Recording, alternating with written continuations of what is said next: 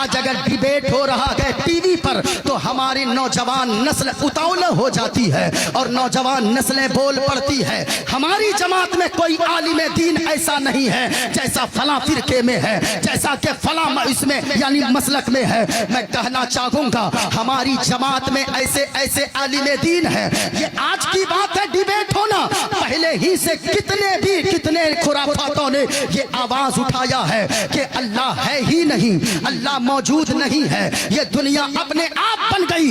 آپ کہیں گے وہ کیسے؟ تو سنیے، امام اعظم کا دور ہے، اس وقت ایک تحریہ تیار ہوا تھا اور وہ تحریہ آنے کے بعد یہ آج یہ مسئلہ نیا نہیں ہے کہ نئی بات آ گئی ہے، لوگ خدا ہی کا انکار کر دیا، فرعون نے خدا کا انکار کیا، نمرود نے خدا کا انکار کیا۔ آج یہ اگر ہو جائے تو کوئی بڑی بات نہیں ہے۔ اگر ہماری جماعت میں دیکھنا چاہتے ہو تو ذرا دیکھو، امام اعظم ابو حنیفہ کا دور ہے۔ کون امام اعظم ابو حنیفہ؟ جن کی ہم تقلید کرتے ہیں اور ہم ان کا اپنے آپ کو مقلد کہتے ہیں، یعنی امام اعظم ابو حنیفہ کی تقلید کرنے کی وجہ سے ہم اپنے آپ کو حنفی کہتے ہیں اور ہم حنفی کہلاتے ہیں۔ ذرا سنیے گا، امام اعظم کا دور ہے، ایک تحریہ آیا اور وہ دعویٰ کرنے لگا پورے علاقے میں کہ لوگوں مسلمانوں کا مذہب غلط ہے، اسلام جو پیغام دیتا ہے کہ اللہ نے اس دنیا کو بنایا ہے، یہ وہ کبھی کوئی مولانا یا کوئی پڑھا لکھا انسان ثابت نہیں کر سکتا ہے۔ ذرا سنیے غور سے، توجہ سے، میری بات ادھر ادھر نہ جائے۔ کیا سوال کیا، کیا دعویٰ کیا کہ اللہ نہیں ہے، اور اس نے کہا کوئی بھی بڑا سے بڑا عالم آ جائے میرے سامنے وہ ثابت نہیں کر سکتا کہ اللہ ہے، یعنی اللہ کے وجود ہی کا انکار کر دیا۔ امام اعظم ابو حنیفہ کو پتا چلا، مجمع لگایا گیا، مناظرے کی یعنی کہ شرائط طے کر لیے گئے۔ امام اعظم نے فرمایا کہ کہاں پہ مناظرہ ہوگا؟ کہا فلاں میدان میں مناظرہ ہوگا۔ اس تحریہ نے کہا کہ سنیے، وقت مقررہ پر جو پہنچ جائے گا یا جو نہیں پہنچے گا، جو پہنچ گیا اس کی جیت ہوگی اور جو نہیں پہنچے گا اس میدان میں اس وقت پہ اس کی ہار مانی جائے گی۔ مجمع لگ گیا، ہزار لاکھوں لوگوں کا مجمع ہے، وہ تحریہ ڈینگے مار رہا ہے اور امام اعظم ابو حنیفہ وقت پر نہیں پہنچے۔ اس تحریہ نے اعلان کرنا شروع کیا، کہا کہ لوگوں ہم نے کہا تھا نا کہ وہ کوئی میری بات کا جواب نہیں دے سکتا ہے۔ آدھے گھنٹے تک وہ ڈینگے مارتا رہا تحریہ، اتنے میں مجمع کی طرف سے لوگوں نے دیکھا امام اعظم دھیرے دھیرے چلے آ رہے ہیں۔ اب ذرا محبت سے تو بولو سبحان اللہ۔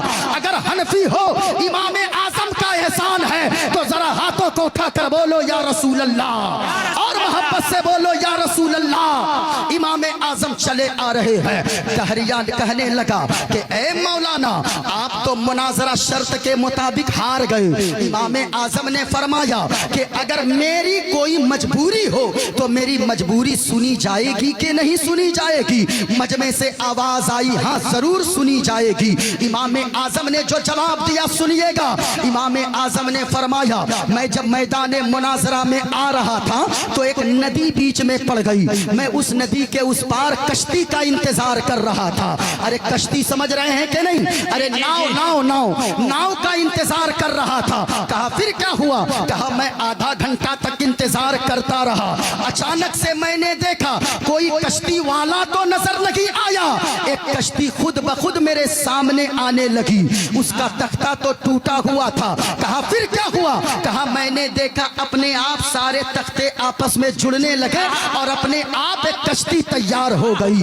وہ تحریہ کہنے لگا آپ یقیناً پاگل ہو گئے ہیں، آپ عقل سے پیدل تو نہیں ہے، آپ کو کوئی شعور ہے کہ نہیں ہے؟ کوئی کشتی اپنے آپ کیسے بن سکتی ہے؟ امام اعظم نے فرمایا او تحریہ ابھی ہی بس نہیں ہوئی بات، بلکہ کشتی اپنے آپ تیار ہو کر میں کشتی پہ سوار ہوا، وہ کشتی بغیر چلانے والے کے اپنے آپ چلنے لگی اور ایک کنارے سے دوسرے کنارے پر لا کر مجھے اتار دیتی ہے۔ پھر میں وہاں سے آیا، تحریہ ڈینگے مار رہا ہے، ارے یہ کیسے ہو سکتا ہے؟ کوئی عقل والا بچہ بھی ایسی بات نہیں کرے گا، تختہ آپس میں اپنے آپ کیسے مل جائے گا؟ ناؤ اپنے آپ کیسے بن جائے؟ ناؤ کو کوئی بنانے والا ہونا چاہیے، ناؤ کو کوئی چلانے والا ہونا چاہیے۔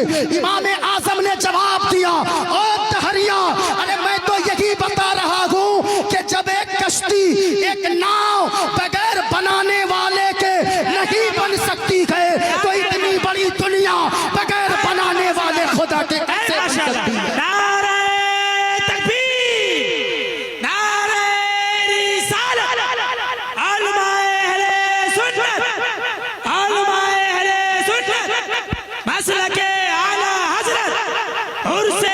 وحیدی حضرت علامہ مولانا مفتی معین الدین چترویدی. کیسے چل سکتی ہے جب ایک کشتی بغیر چلانے والے ملاح کے نہیں چل سکتی ہے تو اتنی بڑی دنیا بغیر چلانے والے مالک کے کیسے چل سکتی ہے؟ پورے مجمع سے آواز آئی کہ مولانا نے صحیح فرمایا ہے، ان کا مذہب صحیح ہے. سارے لوگوں نے کلمہ پڑھا اور کہا حضور کلمہ پڑھا کر مسلمان بنا دیجئے. یہ مناظرہ ہوتا ہے. وہ امام اعظم ہے. میں آپ سے بتاؤں اور تھوڑی سی بات، وہی امام اعظم ہے. ان کے زمانے میں سب سے زیادہ اگر دہریت کا فتنہ پھیلا تھا تو امام اعظم ابو حنیفہ کے زمانے میں.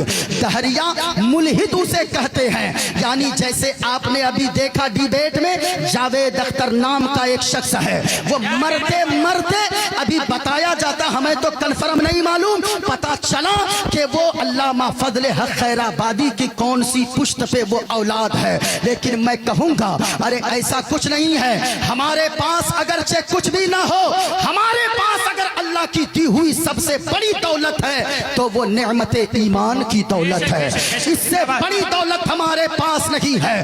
اور شکر ادا کیجئے اللہ نے ہم لوگوں کو مسلمان کے گھر میں پیدا کیا، اور پیدا ہوئے تو کسی نے آ کر کان میں بتایا مبارک ہو، مدینے والے مصطفیٰ کا غلام بن کر پیدا ہوا ہے. اللہ کا کرم ہے، اللہ کا شکر ادا کیجئے. جو دولت آپ کے پاس ہے وہ دولت اڈانی کے پاس بھی نہیں ہے. جو دولت آپ کے پاس ہمارے پاس ہے وہ ہندوستان کے بڑے بڑے لوگوں کے پاس نہیں ہے. اس لیے ہمارے پاس سب سے بڑی دولت اگر ہے تو وہ ایمان کی دولت ہے. ذرا بولیے پورا مجمع، سب سے بڑی دولت اگر ہے ہمارے پاس کوئی تو کون سی ہے؟ ایمان. اونچا بولے وہ کون سی دولت ہے؟ ایمان کی دولت ہے. ایمان کی حفاظت کرنا ہماری اور آپ کی ذمہ داری ہے.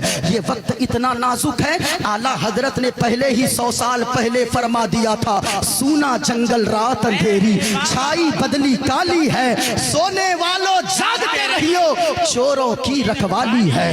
یعنی ایسے ایسے چور پھر رہے ہیں جو آپ کے ایمان کو کب چورا کر لے کر چلا جائے کوئی گارنٹی نہیں ہے. اب ذرا سنیے بات امام اعظم کی آئی تھی، اگر سن رہے ہیں تو پورا مجمع ایک مرتبہ اگر امام اعظم کا احسان ہم سب پر ہے تو ہاتھوں کو اٹھا کر بولے سبحان اللہ، اور محبت سے بولیے سبحان اللہ. سنیے وہی امام اعظم ابو حنیفہ کا دور ہے. امام اعظم ابو حنیفہ راستے سے گزر رہے ہیں، کچھ لوگوں کی بھیڑ لگی ہوئی ہے. ایک بات کو تو آپ نے سمجھ لیا، جب کوئی کشتی، جب کوئی ناؤ بغیر بنانے والے کے نہ بن سکے تو اتنی بڑی کائنات بغیر بنانے والے کے کیسے بن سکتی ہے؟ جب ایک کشتی بغیر چلانے والے کے نہیں چل سکتی ہے تو اتنی بڑی دنیا بغیر چلانے والے خدا کے کیسے چل سکتی ہے؟ اب ذرا سنیے، امام اعظم ابو حنیفہ کا دور ہے. ڈیبیٹ چلانے والوں، جو لوگ یہ کہتے ہیں ہماری جماعت میں عالم نہیں ہے، آپ کبھی ڈاکٹر فضل اللہ چشتی صاحب کے بیان کو سنو. کبھی اگر آپ کو یہ یقین ہے تو آپ شیخ سراج چشتی کے بیان کو جا کر سنو. آپ کو اگر یقین نہ ہو، آج ہمارے یہاں اسٹیج پر میرے کچھ دیر کے بعد جو شخصیت آنے والی